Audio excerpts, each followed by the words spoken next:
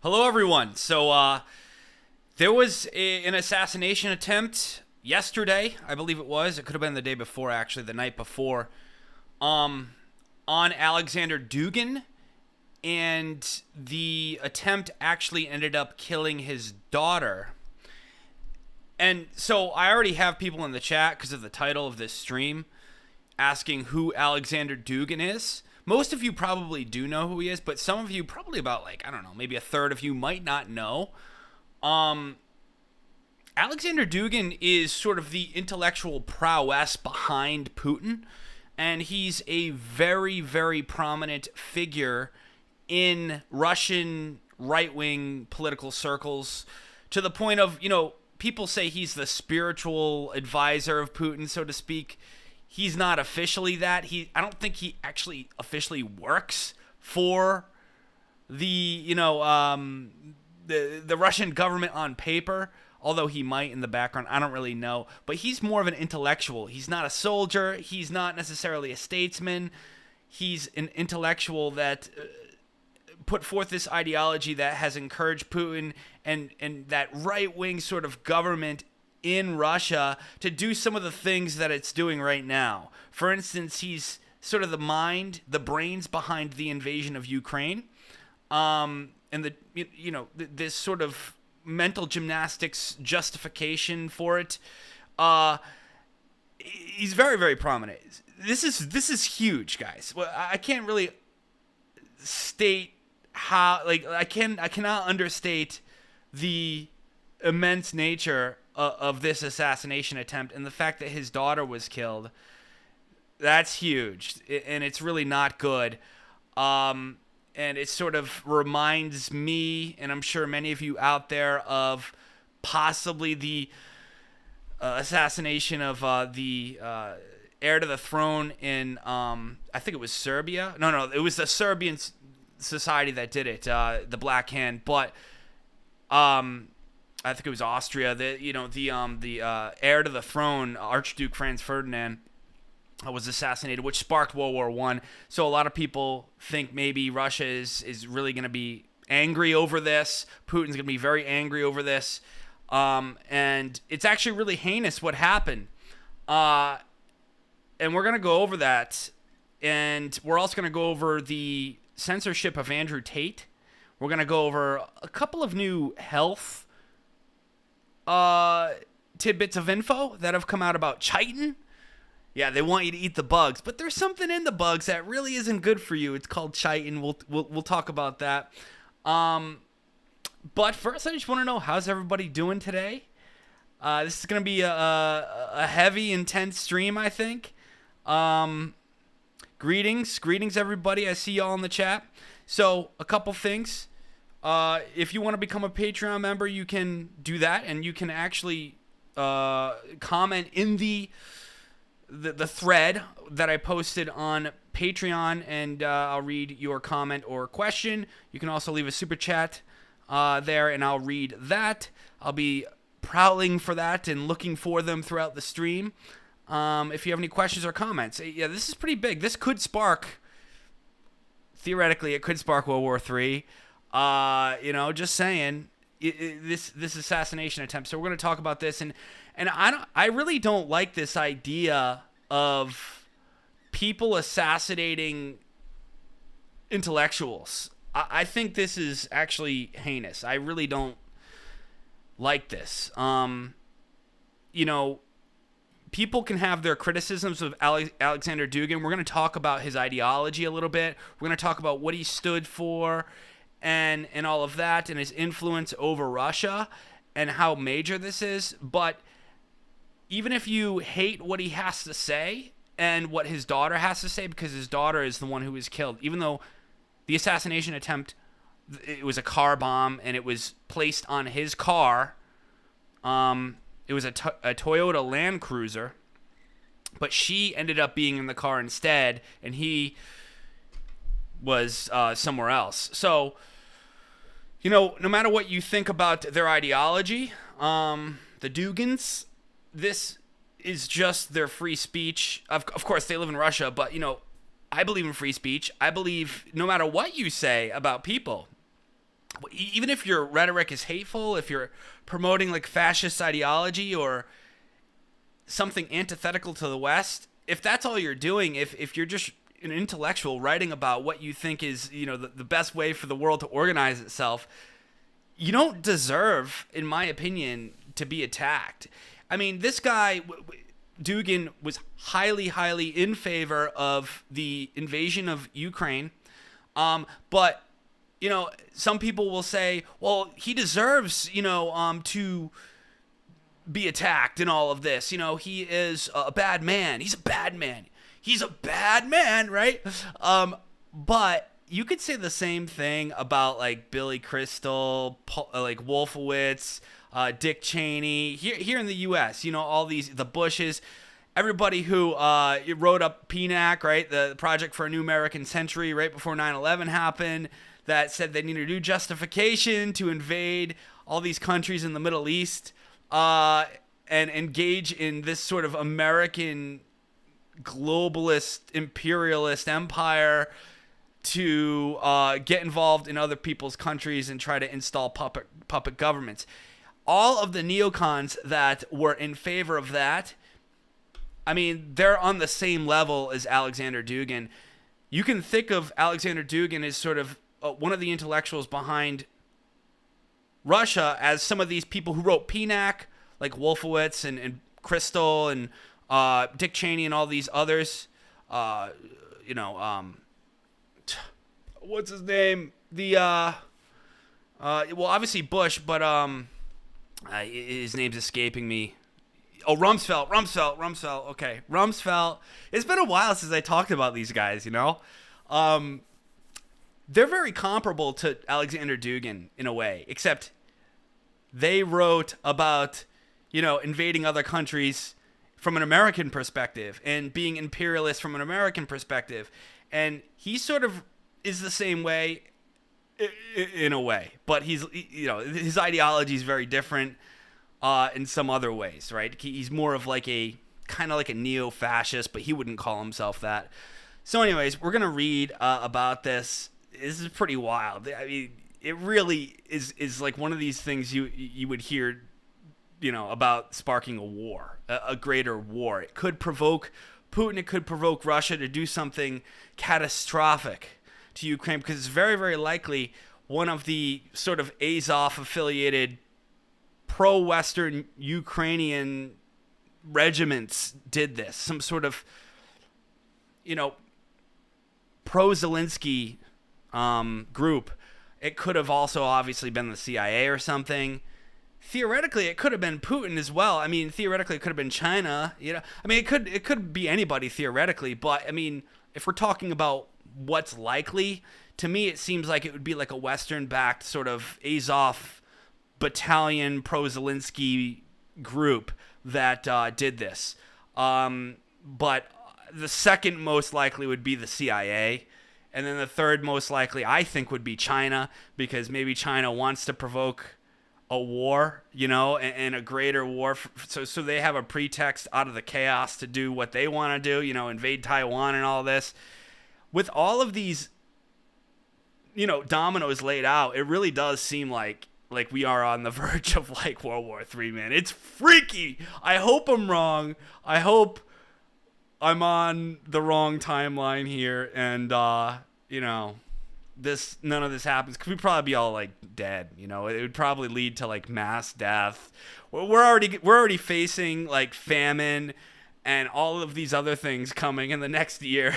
Like, the last thing we need is a nuclear war. So when I see this, I just get a little bit nervous. Daughter of staunch Putin ally Alexander Dugin killed in car bombing near Moscow. And there's video of this too. Again, as critical as you want to be of Dugin and his daughter, this kind of stuff makes me sick. I've looked into Alexander Dugin and some of his ideology, like a long time ago, not that long ago, months ago, about a year ago. I listened to some interviews and debates with him. I don't agree with what he says at all. I'm very classically liberal and all of that, but he is an intellectual, and I don't think he or his daughter deserves violence against them. I just don't. I don't care if you're at war. They're not soldiers. You know, it'd be one thing if they were like soldiers. You know, that's part of being a soldier. But when you're going after these people that are just like kind of, I guess you could say, average people with just radical worldviews that you don't agree with, that really is concerning. I would be just as, I guess, I don't want to say heartbroken, more like disgusted by the whole thing if it was something that happened to like Justin Trudeau or Justin Trudeau's children or something.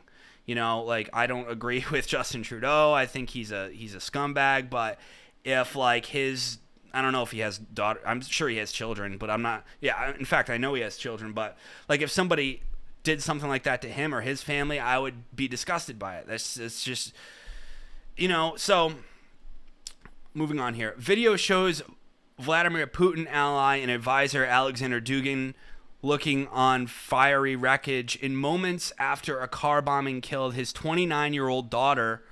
Russian authorities have launched a murder investigation Sunday into the car bombing of Daria Dugina, a prominent Putin supporter in her own right. So she was sort of the intellectual following in his footsteps, obviously his daughter, and she was making a name for herself as well, you know? So some people even say she might have been the target, but I don't know. It seems like he was probably the target, or both of them. But he ended up not being in the car. Dugina died instantly late Saturday night when a bomb went off inside her father's Toyota Land Cruiser, according to the Russian state media. Her father, who's far right, who's a far right Russian nationalist, whose ideas are said to have inspired Putin's invasion of Ukraine, was on the scene as first responders arrived. Video showed the bearded Dugin in apparent shock as he took in the fiery scene, holding his hands over his head. An explosive device, presumably installed in the Toyota Land Cruiser, went off on a public road and the car caught fire. The female driver died on the scene, investigators said in a statement to TASS. All possible versions of the crime are being probed into. The explosion occurred while Dugina, 29, was driving on Mosyak Highway in Moscow. Or Mozhask. Of course, I don't speak Russian. Her father intended to ride along, but ended up in a different vehicle, according to news outlet Baza. Often called Putin's brain, the elder Dugin is a prominent of the Russian world and the new Russia ideologies that some have said pushed Russian President Vladimir Putin's decision to invade Ukraine. Both Dugin and his daughter had been previously sanctioned by the United States, according to CNN. Russian officials have implied Ukraine is behind the attack. If the Ukrainian trace is confirmed, then we are talking about the policy of state terrorism implemented by the Kiev regime. Foreign Minister spokeswoman Maria Zakharova said in a statement reported by TASS. Yeah. So Alexander Dugin, who is Alexander Dugin? Well, you know, you can find some videos of him and what he believes online. You can find some. You should YouTube it. You know, and he speaks English, bit broken English, but you can hear like what he believes. And, you know, his ideology is a bit complex, but he believes in something called the fourth political position. So he goes on to lay out this this context of his political philosophy of something like this, right? Throughout the 20th century, you had three competing political forces battling for power, and that's why you had World War I and World War II. And the Cold War.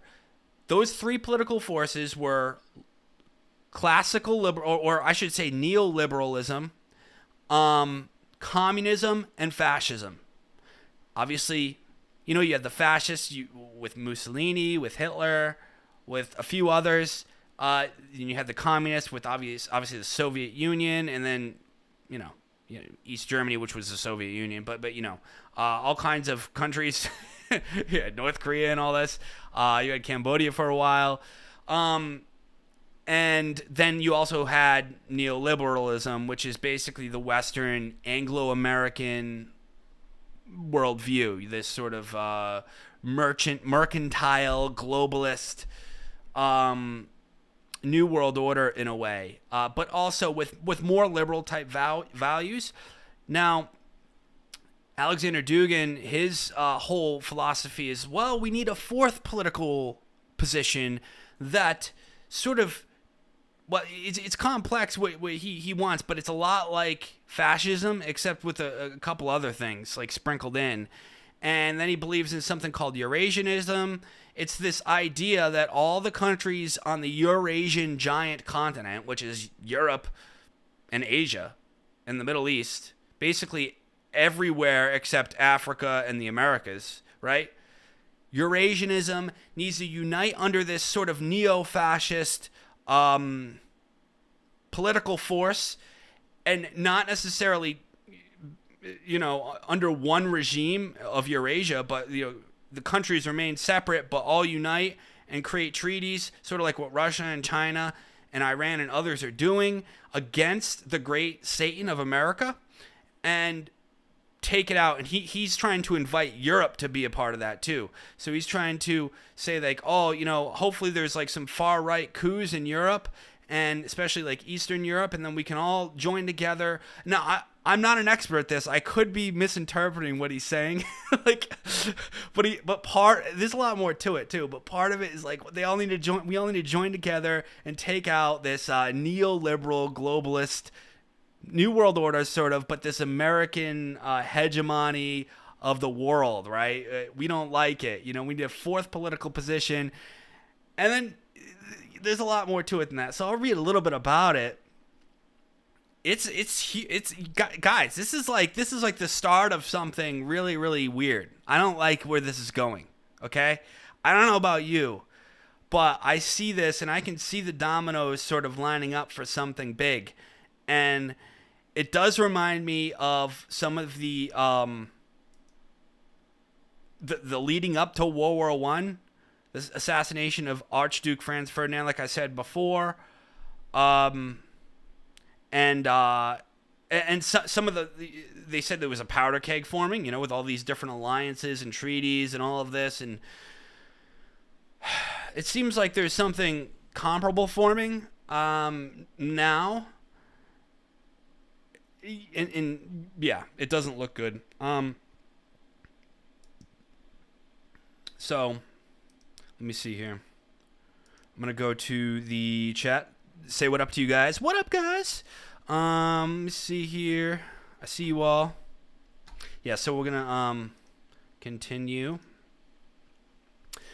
All right. So the fourth political theory. In his book about the fourth political theory, Dugin states that he wishes to devise an entirely new political theory, and this is out of Wikipedia, so take it with a grain of salt. But and I've done a little more research in the fourth political theory than just Wikipedia, guys, because it's something I was actually researching quite a bit, like back in January this year, February, right when Russia invaded Ukraine. States that he wishes to devise an entirely new political theory to replace what he identifies as the previous three dominant political theories, liberalism, fascism, and communism or Marxism. According to Dugin, his aim is to take elements of all three, neutralize and decontaminate the negative aspects, such as racism in the case of fascism, and incorporate them into a new ideology. He refers to this ideology as a timeless, non-modern theory valid for all time. So that's one of the things about Dugin that's notable, worth noting, that he's definitely not a racist. He is a little bit of a fascist, but definitely not the type of fascist you've seen in the past, like with Mussolini or Hitler or anything. He doesn't invoke race very much. he does talk about, like, you know, the nations like the nations of the world, and the, you know, the ethnic groups generally trying to stay together, and like, but he focuses more on culture, ideology, and religion. You know, he's not like pro diversity or anything, but he's not, you know, like super nationalistic in a racial way at all. So, you know, it's sort of like in the middle, I guess. Dugin views liberalism as having defeated all its competitors. He refers to the derision of the past by liberals, and the modern concept of progress as being seriously flawed, going so far as to describe it as racism and even moral genocide against the past. Again, you know, there are some things I think that's true. I think that you know, this neoliberalism wants to erase the past, erased all versions of culture and race, and sort of that's just why they're so pro diversity and mixed race, because they want to mix everybody into one sort of culture, race, and then like sweep all the past out from underneath and replace it with like a nihilistic, you know, worship of like eating bugs and, you know, the Mother Earth Gaia, you know, and like weird stuff, you know, what the Great Reset is all about. You know, look at the World Economic Forum, what they're trying to promote. This idea of like, you know, humanity is bad, there's too many people, have less children, get more abortions, things like this. You know, eating meat is bad, it's bad for the earth, you got to eat the bugs.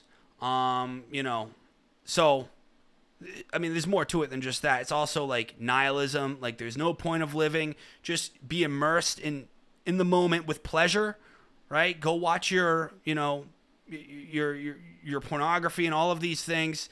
Just be distracted, be in the moment, watch the sports ball, you know, go feminism, go, you know, change your gender, whatever. So this is what liberalism does in a way, and I do agree with that, but I don't think it should be replaced with like a fascist type ideology. I'm very pro-freedom, so this is the main difference between us Americans, especially, even the right-wingers, and guys like him. You know, although I do believe in like family tradition, and you know, I'm a Christian, I'm very pro-freedom. I'm very sort of pro-capitalist in a way as well.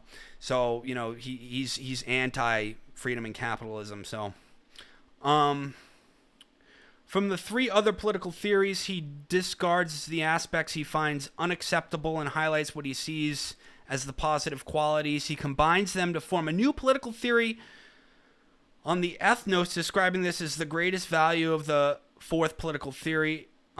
It's a cultural phenomenon, he says, as a community of language, religious belief, daily life, and the sharing of resources and efforts as an organic entity.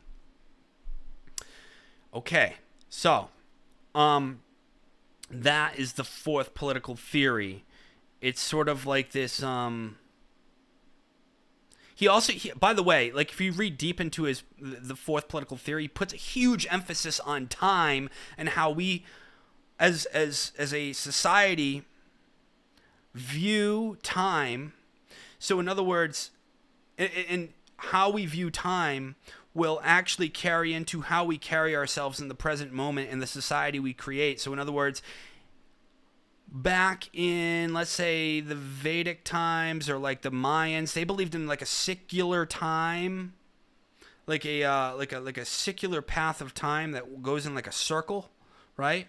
So you go through yugas or ages, and you would go along this path of, you know, different epochs of time, and almost like in a cycle, in a circle, right?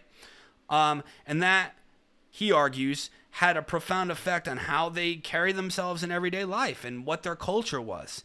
Whereas us Christians, we have a more, I guess, linear timeline of how we view things. Like, you know, God created the heaven and the earth, and then you go all the way to Revelation, and it's like, you know, Christ comes back, we have the millennium reign, and then it's Christ reigns, right? And that's the Armageddon, basically.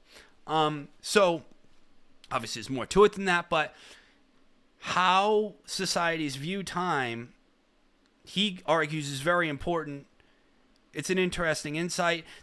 I'm going a lot into his political ideology because I think it's important. Just so you guys know, I think it's important to know what's going on here and how profound this guy's intellectual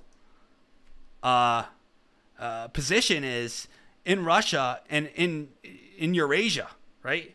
So that's the other thing. He believes in Eurasianism, and we're going to read this article, and then we're going to go on to the next topic. But this is, guys, this would be like, I'm trying to think of a comparison, like an attempted assassination on him, and then his daughter being killed by accident or whatever, or whatever. It's sort of like if, I'm trying to think of like a good analogy, like an intellectual leading the way for, you could kind of compare. Nah, he's not really an intellectual. I don't know. I'm at a loss of words right now. I'm trying to think like who you could compare it to, like in America. I guess you could kind of compare it to like if somebody assassinated Steve Bannon or something on the left. Somebody who's very highly influential in politics, but not necessarily a politician and not necessarily a statesman, even though he did have a position in Trump's cabinet. But he's highly influential. I wouldn't consider him an intellectual. But, he's kind of like somewhat behind the scenes a bit, and he's kind of like a huge part of the spirit behind Trump, right? And then like somebody assassinated him, like it would be a big time. Or you could even maybe make the argument of like Alex Jones or something being assassinated. So this is kind of like what you're looking at. Of course, again, that's not really, those aren't good examples. I can't think of a good intellectual, like, there's no good intellectuals in the U.S., man. There's none. Not that this guy is really any good. I'm just saying, like, I'm just not in those circles, like, so I don't read enough, like, nerdy books, guys. I'm just not enough of a nerd. Okay? So anyways, we'll continue in a second here. Thank you. All right. So let's see here. We have a super chat from Soren X. Great job, bro, for $5. Great job, bro. I personally see fascism and communism related. For example, National Socialism, these wokesters deny the link, but it's there. Definitely it's there. Fascism and communism are basically operating under the pretense that the collective should be able to tell the individual how to live their lives, and using force to do that. Whereas classical liberalism, you can have classical liberalism with with an appreciation for tradition, I believe. Truly, I believe that. And without this erasure of the past and like postmodernism, classical liberalism believes the individual should be able to make their own decisions and run their lives without the collective telling them what to do. If there is going to be any collective, it's going to be a voluntary duty to the collective. That in classical liberalism, whereas in fascism and communism, I totally agree. They're very related, and the wokesters will deny the link. The woke crowd will deny that link because they're idiots. Okay, they're losers, and they have no clue about how history works. If you ask the average college student what ideology was the most destructive in the 20th century, they'll say fascism every time, because they don't know that communism actually caused way more death. If you look at the Holodomor in the Soviet Union, why do you think Alexander Dugin isn't a communist? If you look at, obviously, the Holodomor, if you look at Pol Pot, you look at Mao, what these people did under the auspices of communism, it's way more death. Fascism had its downfalls, and it caused a lot of death too. But communism actually does take the crown. I mean, look at the numbers. It's more. It's actually, literally, admittedly, way more. Way more people died under communist governments than fascist governments, even with all the Holocaust stuff and all this. It's just the truth. I mean, look it up. It's mainline history. Let me see here.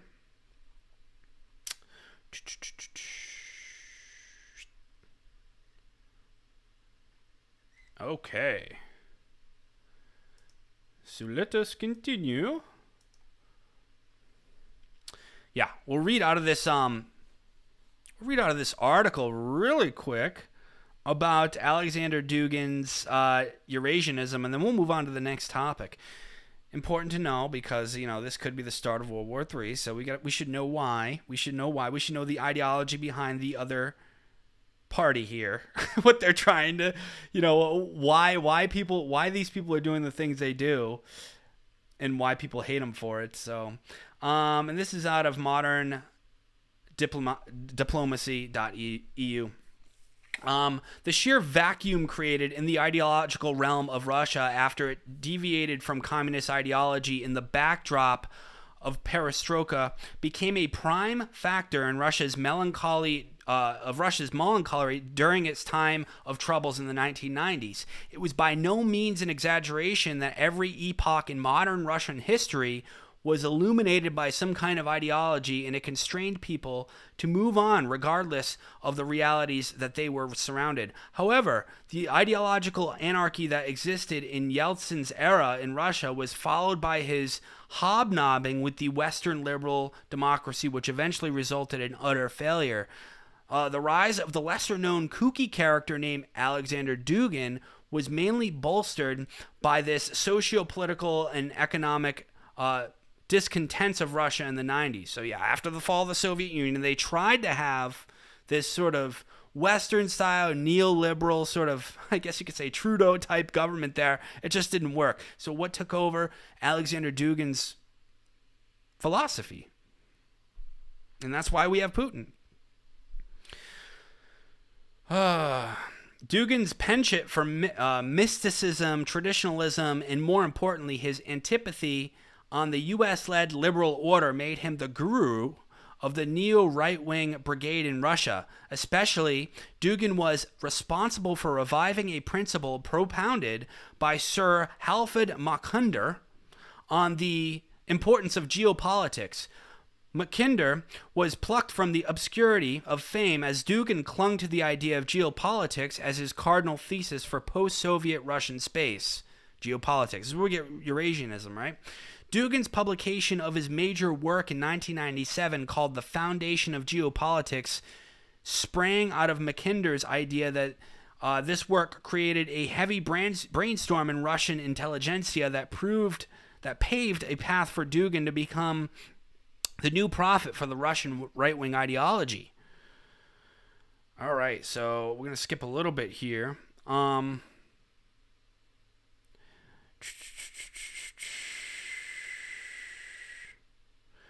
Today, Dugin stands as a stalwart in Russian nationalism, and it is an indispensable fact that his neo-Eurasianism project has consolidated many forces against the U.S. and its liberal values.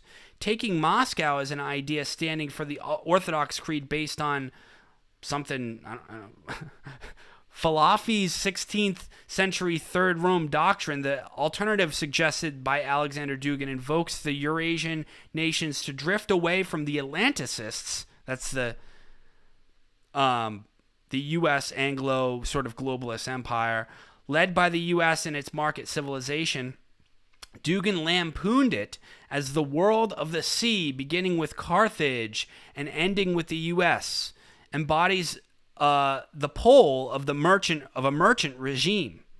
Nevertheless, many scholars have argued that Dugin's sway over Putin is highly overstated, blah, blah, blah, blah.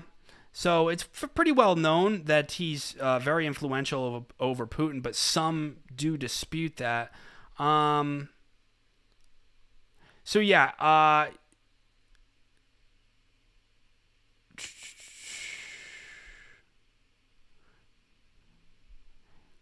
The rigor of Dugin's influence in Russia has seen a steeping increase under Putin's rule, and mainly his classic text, The Foundation of Geopolitics, has become a canonical reading for senior officers in the Russian military, indicating the depth of Dugin's rapport with the state apparatus.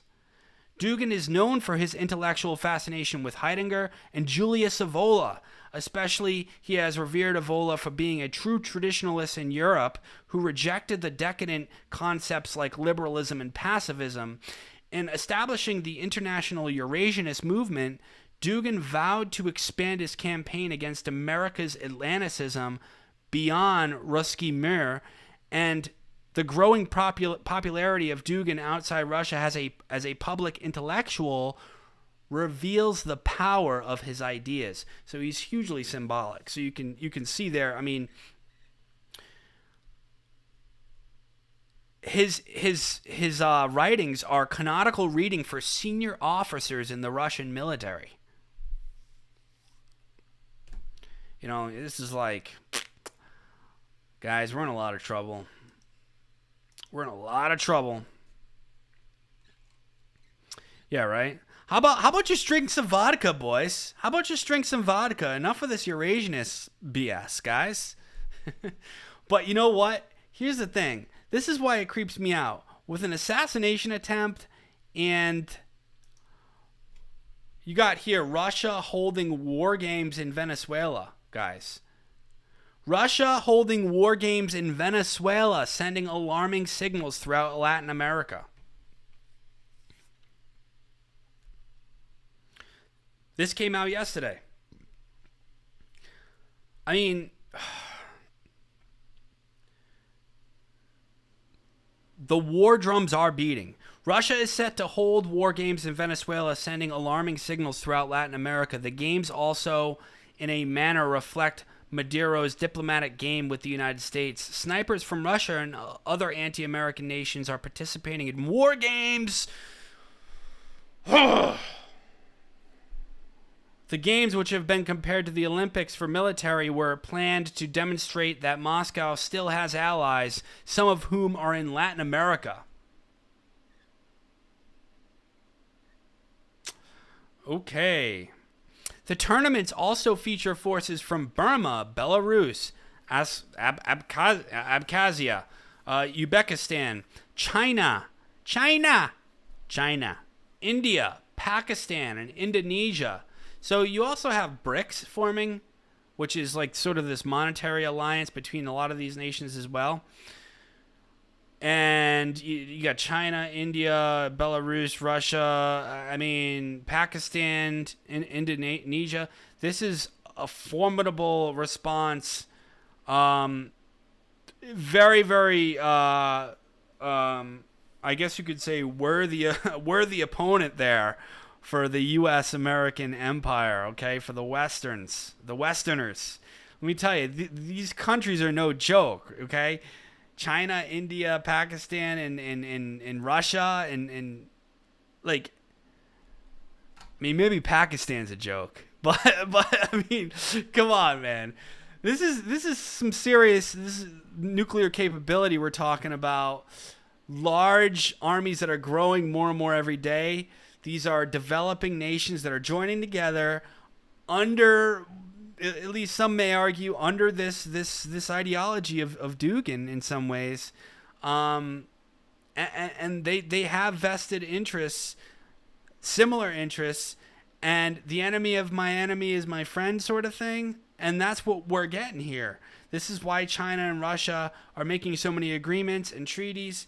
And this is why they're all practicing together in these war games in Venezuela. That's right across the sea, boys. That's right across the sea. I'm just saying. What else you got? Oh, China and Taiwan. Remember that? You guys remember that? I remember that. Yeah, it's still going on. In fact, they're probably going to invade Taiwan. All right? Let's be honest.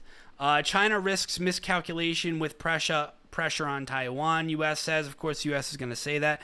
Remember on Chinese state media, they said they have every right to shoot down Nancy Pelosi's plane if she enters Taiwan.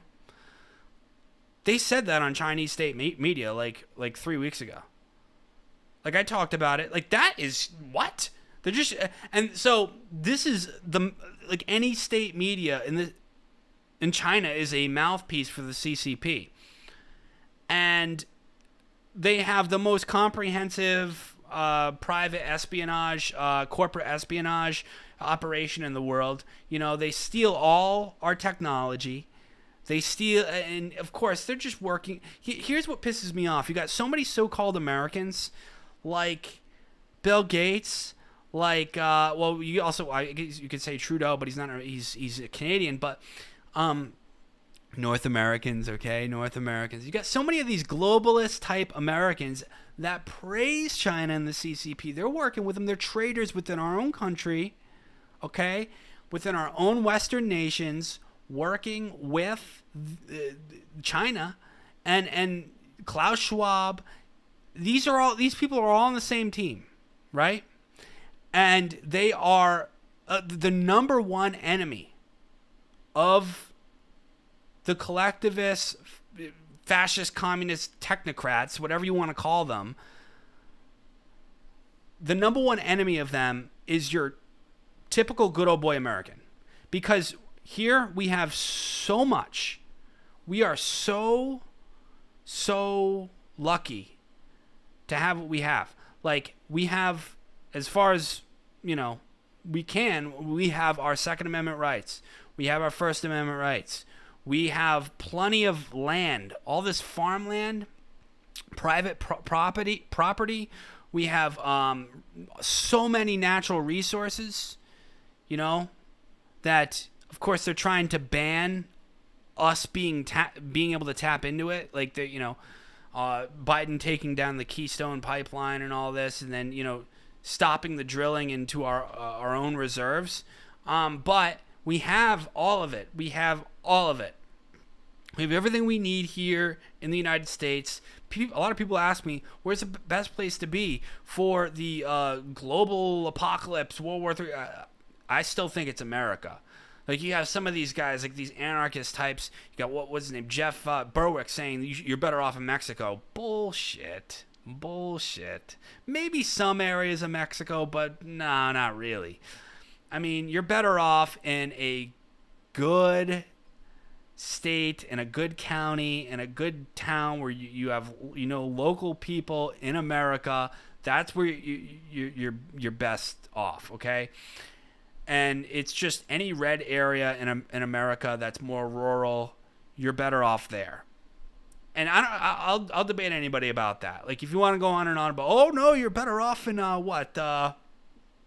where was the other one like that people say, oh, you're better off going to you know, somewhere in the middle of Indonesia or something where, you know, you're living off the land. It's like, no, dude. All these expats that want to go to these other countries and all this, unless you're filthy rich, you can make the argument if you're, like, really rich, you might be better off, like, in New Zealand, because then you have your own private security and all that. If you're rich, yeah, there might be better places than the United States. But if you're just an average, everyday person, you're probably just best off in a good state in the United States, something like Arkansas or something, you know, like Oklahoma. You can even, you know, maybe New Hampshire. I'm moving to New Hampshire. You know, so that's probably the best place to be in the whole world. The whole world. And, you know, all the Americans want to think they have it so bad, but you really don't. You really, really don't. And you need to fight to keep it, because let me tell you, the hyenas are coming. The hyenas are coming, boys. You better get ready. China risks miscalculation with pressure on Taiwan. They're going to invade Taiwan, and then you're not going to be able to get your semiconductor chips. No new cars, no new laptops, no new smartphones. You know, you think supply chain shortages are bad now? You think you can't get a new car now? Just wait until the semiconductor chips are gone, because Taiwan's been invaded by the CCP.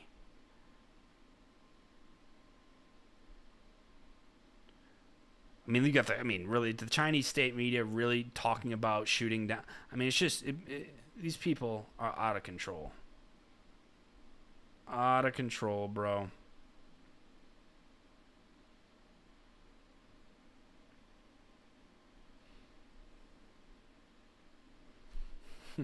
Yeah, the dollar vigilante. Now, I like the dollar vigilante too, but yeah, I mean Mexico, bro. Like, give me a break. The only reason I'm not gonna talk about him. He's fine. Anyways, Paul Joseph Watson here. Let's check out this clip. They're talking about, you got the mainstream media that say, they get so mad over, edgy tweets and all of this, but let's hear them talking about, the justification of, bombing an intellectual's car and thinking it's so just funny and cool, because that's what they're basically pushing on the BBC here. Ideas, and to the extent we can actually find an ideologist of this war, he would be it. So attacking him really is an attack on the whole foundation, the foundational ideas that this war is based on. He apparently was intending to travel in that car and then switch to another car. So it looks like he probably was the intended target. Now, she would be a logical target as well.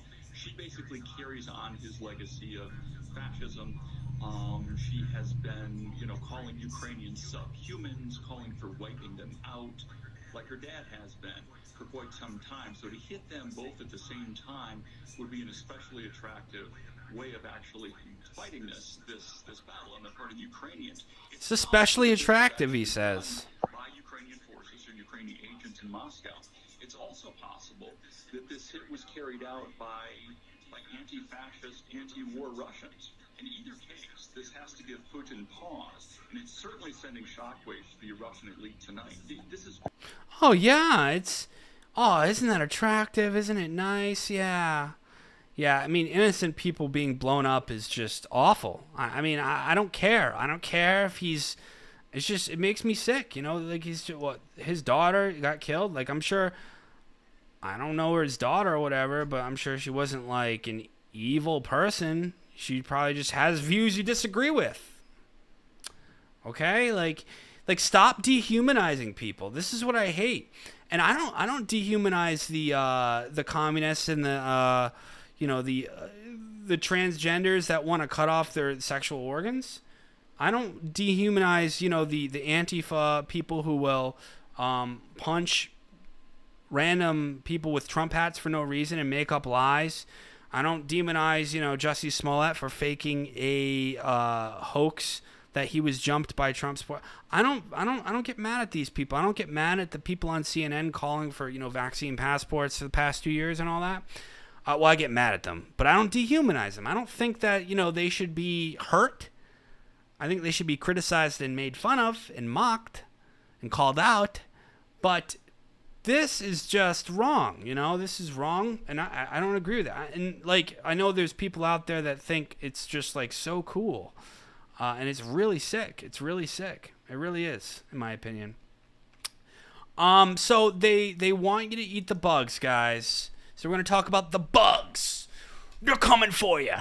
And they want you to eat the bugs, okay?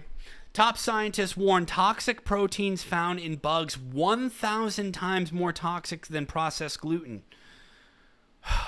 Guys, this is where it gets really not good, especially if you have a gluten intolerance. Let me tell you, they're starting to put this bug protein in so many different foods now. It's called chitin, right? And there was a new paper, peer-reviewed, of course, peer-reviewed, a new peer-reviewed paper on chitin and its effects on inflammatory and immune response. So this is out of the NIH, and it's a new study saying how inflammatory this stuff is. It's a protein found in bugs, and it's mainly found on the exoskeleton of bugs. So you know how some bugs are kind of, well, most of them, they have exoskeletons, right? They're hard on the outside, like this beetle. Hard on the outside, but you can squish it. It's like,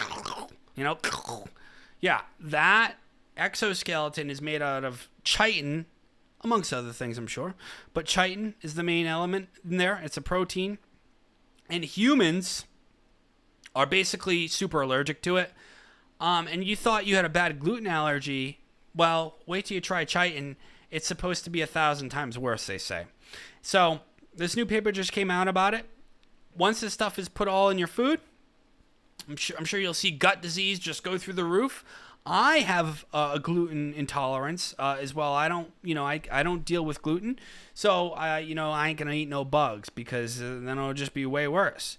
So that's what this apparently does. So yeah, this chitin is very, very bad for you. Very, very bad for you according to this new paper. It's in the bugs, and it's just part of the the conspiracy to get everybody on, prescription drugs because they all have inflammatory disease from this eventually. I could foresee, and you'll be dealing with a lot more issues, a lot more, irritable bowel and all this stuff as a result of the inflammation. And by the way, so this is also found in like snails and clams, but it's on the shell of the snails and clams and the lobster and stuff like that. So you don't actually eat it because, you pick the oyster or the clam from the shell. And so that's fine because you're not actually eating it. But with the bugs, they just crush them all up, right? They just crush because the exoskeleton is obviously very penetrable and just crush it. So they just crush them all up and they throw them in like, the cricket flour or something. And then you're just eating all the chitin. Very, very bad for you. Very, very bad. And I would argue probably, I don't know, just a hunch, there's a lot of people who are allergic to shellfish.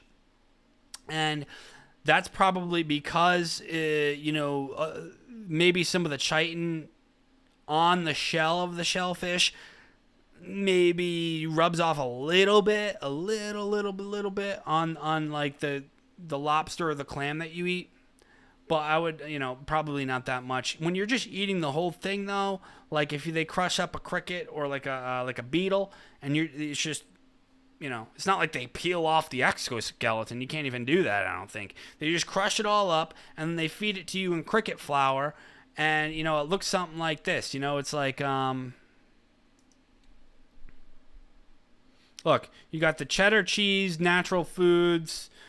They'll say words like sustainable, nutritious, sustainable, delicious. And these are like cheese puffs, and you look at the ingredients, cricket flour. I would stay away from that. You look at some of this, the sound of insect food intensifies. Whole roasted crickets. You can get them at Whole Foods. Yeah, have fun eating the bugs. There's a reason why God made us to look at bugs and say, ugh. Like when you look at a bug, if you look at an ant or a spider or a cricket or a mosquito or a fly, do you get an urge to eat it when you're hungry? I don't. Do you? I don't think I've met anybody that ever said, that cockroach looks tasty. No, they don't like it. They get repulsed by it. Why? Because, there's something in you that says that's not good to eat. Right? It's something in your ancestral DNA that says, don't eat that. Get away from that. Ugh, creepy. It's like looking at Brian Stelter, right? So, and so, you eat bugs if you're starving to death. That's when you eat bugs. And that's why the World Economic Forum and all of these types want you to eat the bugs, because it's about depopulation. A rise in gut disease, the reliance on big pharma to take care of your diseases and chronic illnesses from the chitin, and then the slow death of the population, especially in the West, because we have too much freedom and too many resources. So that's that. So that, yeah, I mean, it's just really, really creepy, and I don't want nothing to do with the bugs, okay? I don't want nothing to do with the chitin. Here's your savory meal bar, your Mediterranean barbecue cricket flour bar. No. Say no to the bugs. Snowpiercer, cricket protein bar, peanut butter and jelly. Look, they even have a picture of a cricket on it. Cringe.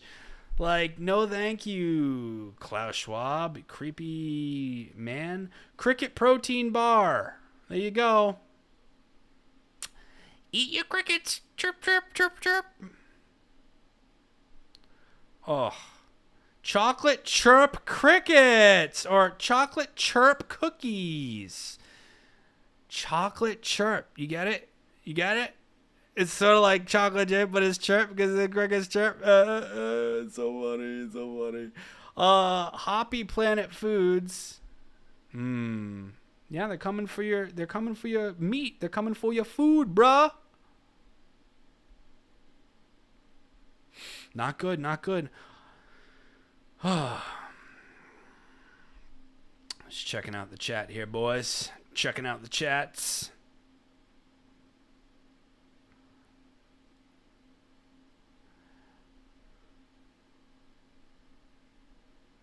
Man, it's getting weird out there, huh? Crickets. Cockroach. Soon they're going to be just serving cockroaches at the buffet, you know?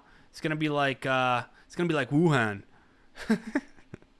You know, in Wuhan, they would serve, obviously, they really do. They serve bats and like crickets and stuff and cockroaches. You know why? Because under communism in China, people were starving to death, okay? And they had no choice but to eat bugs and bats, all right? And so it became like a tradition, a pastime, that even in the midst of some prosperity and not the total boot of communism, it's like half communism, not the total boot on their necks. Well, now, even though they probably could eat, I don't know, what do they eat over there? Dogs or something, right? Dogs or I'm sure they eat beef and stuff too. You know, instead of eating that, they still eat cockroaches and bats because it's like a delicacy there because they were starving for so long. It's like, well, that's our culture now.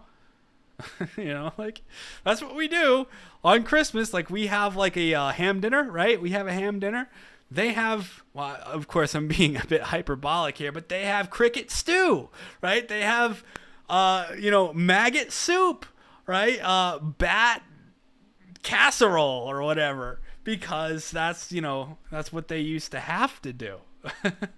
That's what happens under Mao, boys. You don't want no Mao around. You don't want no Mao around. You will eat the bugs. You will live in the closet. You live in the closet. You get one little light bulb. You get 3 crickets per week. Good luck. So Chitin, stay away from that. Very, very, very toxic. Look at this. 1,000 times more toxic than processed gluten. If I had some Chitin, I'd probably have like an anaphylactic shock and die because I am gluten intolerant. The main reason I'm gluten intolerant is because I was on antibiotics for a while in my 20s because I had Lyme disease, so kind of screwed up my gut, and now my gut health is off, so gluten and dairy I don't have. I basically just eat like meat and eggs and fat and nuts and raisins. Like I like the mixed nuts and raisins, and obviously vegetables and stuff too. So it's basically paleo. I'm on a paleo diet. But yeah, so no bugs for me, man. You think back in the day, the paleo, your ancestors, not that I even believe in evolution per se, but do you think your ancestors, ate the bugs if they were starving to death? If there was a famine, right? Yeah, they ate the bugs if there was a famine. If they overhunted the buffalo or the deer or whatever it was, they ate the bugs, okay? But they did not want to eat the bugs, okay? And it's just, I love how the World Economic Forum and these others will share videos like people in other countries eat bugs. Look at this footage from the people in the Congo eating maggots. It's like they're starving, and that's Africa, dude. Like they're starving. Yes, okay. I don't want that. Like, I don't want to be like that. They do that because they have to do that. Do you think if they showed up with like a sirloin steak, done medium rare with broccoli and some like sweet potato versus like a giant bowl of maggots crawling, with maybe sprinkle it with some, like, I don't know, plant protein powder from Bill Gates or something, what do you think they would choose? I don't care where you are in the world. I don't care if you're in Wuhan, China. I don't care if you're in the Congo. I don't care if you're in Indonesia. I don't care if you're in Pakistan. They'd be like, give me the steak, right? They eat bugs in other countries because they don't have any food, okay? These are like third world countries they do this in. Maybe second world. Okay, like...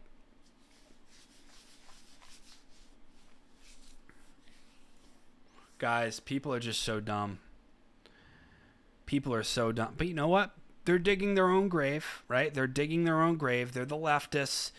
They watch Brian Stelter. I'm sure they shed a tear when he did his last show tonight.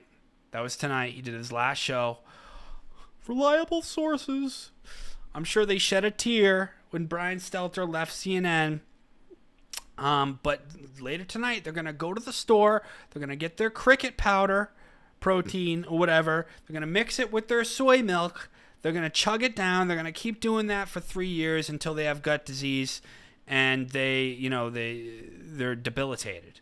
Not my problem. I can sit here with a microphone on the internet just telling them not to do it. They can choose not to listen, and we can just go on our separate ways. That's all I can do. I love these people. I hope they change their ways. But, you can lead a horse to water, but you can't make them drink. Andrew Tate, banned from Facebook and Instagram. Let's talk about Andy Tate. What do you guys think about Andrew Tate? Let me see here. I see everybody talking about Andrew Tate the past, 2 months. And this is why they banned him, I think. I'd love to know if you guys know anything about Andrew Tate. If you are aware of some of his internet personality. I am somewhat, but I'll give my opinion on Andrew Tate. I'd love to know what you guys think. But anyway, he was banned on Instagram and Facebook. So let's just read this really quick, then I'll give my 2 cents about it. Of course, this is the censorship of the machine. Love him or hate him, Andrew Tate, he does not deserve to be banned. I mean, free speech. I mean, obvious. I mean, I that goes for just about anybody ever that's ever been banned. From my perspective, free speech. Anyways, Meta has banned influencer Andrew Tate from Facebook and Instagram for violating its policies. The former kickboxer rose to fame in 2016 when he was removed from the TV show Big Brother over a video which appeared to depict him attacking a woman. He went on to gain notoriety online, with Twitter banning him for saying women should bear responsibility for being sexually assaulted. He had 4.7 million Instagram followers at the time that his account was removed. It's a lot. That number had grown rapidly from around 1 million followers in June. So over the past month and a half, this guy quadrupled his Twitter following. So again, Andrew Tate, he was already pretty famous, but he started to get this super high level of fame on the internet that seemed to come out of nowhere. I don't know why. I guess clips of him just went viral on TikTok, and a lot of Zoomers, especially the younger crowd, younger men, and even some women, whatever, they started obsessing over Andrew Tate. And then you had all these debates online and then in real life where people just would talk about Andrew Tate. What do you think about Andrew Tate? What do you think about Andrew Tate? Because what Andrew Tate does is he brings up points, especially about men and women. He's kind of like I don't know. I guess you could say he's like this manosphere, male chauvinist personality, almost like a pickup artist type too. And he's kind of very crass in how he puts things across sometimes, but he kind of believes in traditional gender roles and stuff, but he's also I don't know, some of the things he says are true, but some of the things he says are a little bit too far, I guess, because he saying blaming women for being sexually assaulted, You know, that's just bullshit, right? So you can't just. It's kind of a dumb thing to say, but like other things, like he'll say that like a woman cheating on a man is different than a man cheating on a woman. I actually agree with that, and I know like a million people will hate me for that, but there are certain things like that he went viral for, and everyone was talking about him. And the problem with him are two things. I'm going to show you a video of him. How basically he went on to criticize the COVID situation, the lockdowns and all that, and the establishment's response. Throughout the whole time, pretty much, the past year and a half, and he's sort of anti-establishment in many ways. I guess you could say he was dropping some quote-unquote wild conspiracy theories. So he's anti-establishment in that way, but me as a Christian... I do have to criticize some of his beliefs in terms of like this idea of like going and womenizing, getting all these women and trying to like, bang as many girls as possible and all of this. And like, that's sort of, I guess he tries to like present himself as like this alpha male and all that. And let me tell you, I used to be like that back in like high school and college. And it's, it's like a path to oblivion. It's not a good role model for men. If I had learned, well, obviously that old adage, if I had knew then what I know now, I wouldn't have engaged in all of that. So, he sort of pushes that in a major way, this playboy sort of thing, and sort of this, I guess, male chauvinist type of personality.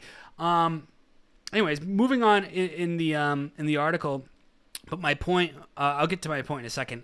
Meta said it had removed the kickboxing star from its platforms for violating its policies on dangerous organizations and individuals, but did not provide further details. At the time of his removal from Big Brother, Mr. Tate said the video had been edited, calling it a total lie, trying to make him look bad. He has not yet commented on the Meta ban. Andrew Tate's videos promoting misogyny and targeting women have come to prominence this summer, with many teens commenting on just how much he's appearing on their social media feeds. Yes, he's like a big personality right now with Zoomers, right?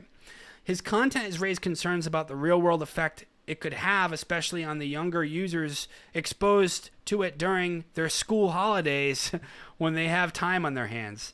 The focus has been primarily on TikTok, where users say they've been readily served up as videos, sparking a new wave of videos commenting on and criticizing Mr. Tate's content. YouTube has also found itself under pressure since it's where he has racked up millions of views. Quote, he's a genuine threat to young men. And this is why I think they ban him twofold. First, like I said, we'll watch this video. Let's watch this video in a sec. It's not only his distrust of the system and sort of the mainline narratives were fed, but also he's tapping into something that is the antithesis to this overly feminized establishment corporate culture that's being shoved down people's throats. This third wave feminism, and like equality of outcome and all this, and this demonization of masculinity. That is a huge agenda right now in the West. It's a huge push. And it's very, very bad and destructive. And he's sort of the antithesis to that. I don't think he's the best response to it, but it's almost like a reactionary type thing where he's like hyper masculine and hyper alpha, and to the point where he really is kind of like he really is. He really, I guess you could say, maybe takes it too far sometimes. But he also does kind of make some good points. Like if you look at some of his content, he makes some good points too. Like traditional gender roles and stuff. Like guys should, generally pay for the date. Things like that. And guys are the protector, and women should generally, they'd be more happy typically, you know, being more like stay-at-home wife types, or if they have to work, maybe trying to do something more, you know, feminine, like a nursing job. Like one of his videos, he'll go on about how like he would never drop his child off at a nursery run by all men. I could see, like, I agree. That would feel weird to me too. If there was like 10 guys running a nursery for like daycare for children, like all dudes, it'd be a little weird. You know, it'd be a little weird. Whereas also you wouldn't, you know, would you trust a woman to like, I don't know, like, would you rather have a woman flying your airplane or a dude? I don't know. I gotta be honest, I'd rather have a dude flying my airplane, just saying, like, so stuff like that. So let's watch it. Something, man. When this Corona thing was going on, I flew here from Romania on Wizz Air because you can't get first class flights into Europe. It's all just low cost carriers. I'm flying Wizz Air.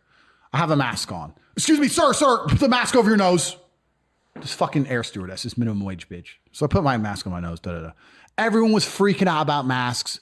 I had to fill in all these home office papers when I landed, all this crap, PCR test, blah, blah, blah. I thought I'm not doing that again. So about 2 months later, I flew on a private plane. No mask, no PCR test, no home office paperwork. My pilots weren't wearing masks. When I landed at Biggin Hill Airport, the people who met me in the BMW, no one was wearing a mask. Nobody had a mask on. No one asked me to fill in shit. Do you know why? Because I was rich. Corona doesn't exist for the rich people. As soon as you pay 50 grand for a flight, now they don't trouble you then. They trouble the shit muncher on the Wizz Air flight. It's all a fucking scam. All of it's a scam. And this is how the whole world has always worked and always will work. And people at the bottom just don't seem to get it. They don't seem to wake up. And they don't seem to wake up because the people in charge try very hard to keep them asleep. If you had a whole bunch of people who were your slave, why would you tell them the truth about the world? Why would you do that? No. When is the last time you went to school and learned how money works or banks work or taxes or any of the things that they use to control you? No. They teach you about fucking photosynthesis. They don't want you to know anything. They don't want us to know anything. They just want us sitting there going, okay, he's a panda and I stay in my house because of Corona. Clap for the NHS. Like a performing seal. Like an idiot. And people are idiots. So they control them. And then they come to me and go, Tate, how'd you make all this money? I opened my fucking eyes. I looked around me. I started to think. Things that people never seem to do. I don't know how they live in a dream for so fucking long. I woke up out of the dream, right? But this is the truth. Governments are absolutely the enemy of the people. They always have been. They always fucking will be. Fuck all of them. So you can see like this sort of rhetoric is very harmful to the system. And he was gaining so much popularity amongst the normies. And that's the key. He was going ultra viral. It was almost like he was becoming like an idol for a lot of these Zoomers out of nowhere. That's why he was banned. Because he was providing a narrative that was the antithesis to the this third wave feminism and this equality and trans this that the other. This leftism. And he was gaining so much popularity amongst normies in that way. And then also, like, he would sprinkle in a lot of that anti-establishment rhetoric oftentimes too, not trusting the system and all of that. So he had to go because you're just getting too popular. Everyone was talking about him, so they banned him. A genuine threat to young men. Oh, Lord forbid. Guys start taking action, owning their own masculinity, I should say. Owning their own masculinity. So anyways, yeah. So that's again, like the system will just ban anybody who's a threat. They'll ban anybody who's a threat to their narrative. And that's it. That's it. And he became a threat. And that's that. Like, how many people have been banned?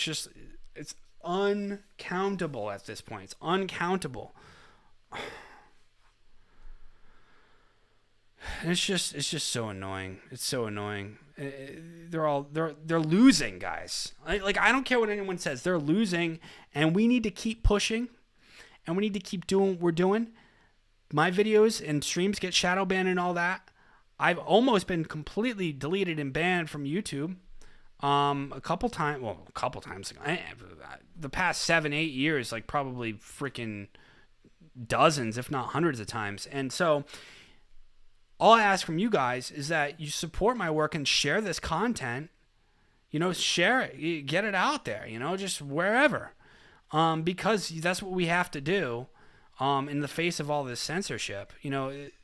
Shadow banning is a big one too, not only just being banned outright. Soren X 277, thanks so much, brother. Humanity's de-evolving. We have to go back. I know. It's true.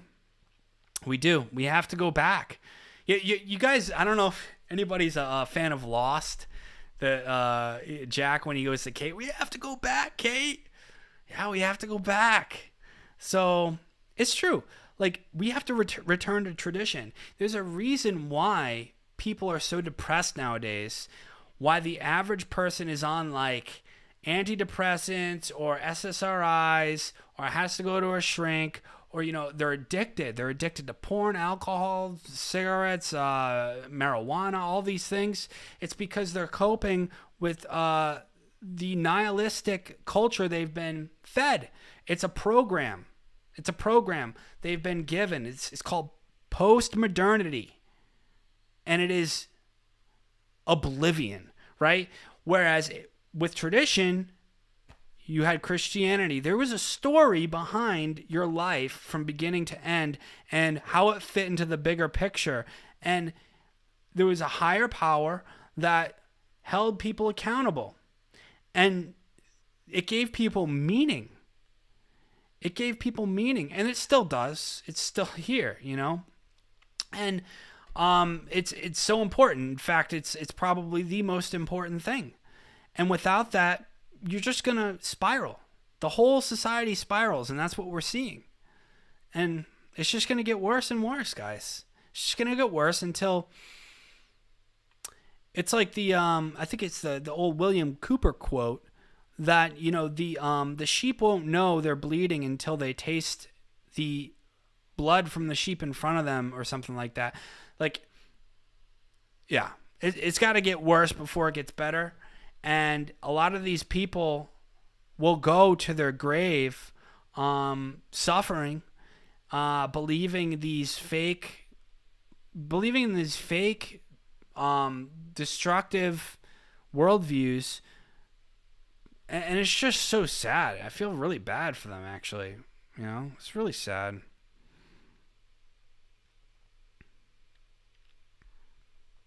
So let me see here.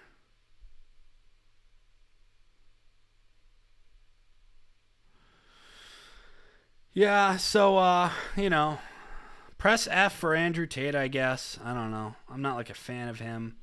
But I do not believe he should be banned. I do not believe he should be taken off the internet. And I do think that the reason why he was is because he just was kind of a threat in some ways. Thanks for coming, everybody. I see you all in the chat. Thanks so much. Thanks for participating. I really look forward to your comments and chats and everything. So much love, guys. Spread this this show, and then also you can follow me on Gab and Twitter and join the Telegram group if you haven't too. We have a lot of fun in there. Posting just about every day, all kinds of funny stuff. Also, if you want to become a Patreon and help, contribute to the channel, you can do that. And you can also, leave chats there too. I'll read them in the show on the thread. So Patreon link in the description box below, and all my other links too. And then also, BitChute, Odyssey, and Rumble, guys. Like, it is important to subscribe to those, to go join on, or subscribe on those platforms too, video platforms. Whichever one you prefer, or all three if you could, because like if I get banned here on YouTube, which could happen any day. I mean, we all know. You can find me on one or all of those, because those are alternative platforms that are free speech. Odyssey is great. Actually, I might even end up meeting the founder of Odyssey, like a friend of mine. I guess he lives up in New Hampshire. So we'll see. I don't know. Someone said he's going to introduce me to them. I don't know if they really are, but so a lot of cool stuff. Drop a comment below. Let me know what you think. It's been Press. Keep your head up. Stay real. And no fear.